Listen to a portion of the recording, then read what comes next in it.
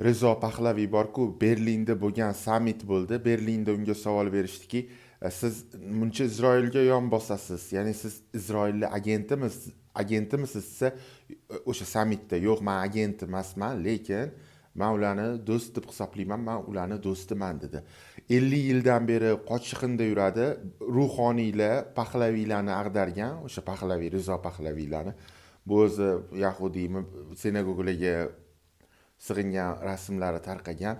Qaranglar, Amerikani plani nima edi desanglar, Erondagi ruhoniy rejimini ag'darib, Pahlaviyni qo'yish edi. Pahlaviy butkul, ya'ni Isroil odami, Amerikaga tobe.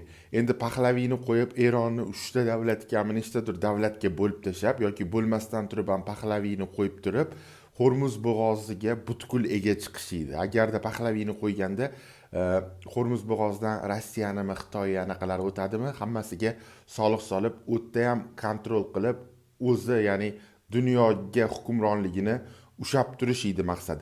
Keyin o'sha sammitda, Germaniyada bo'lgan sammitda chiqqandan keyin Pahlaviyni ustiga, kostyumiga ketchup sepib tashadi. Bitta fuqarosi, hozir noma'lum, menimcha Eronlik bo'lsa kerak, u ham ketchup sepib tashadi o'sha Isroilga do'stman degandan keyin. U ketchup sepgan politsiya tomonidan hozir ushalgan. Oxirgi xabar shu.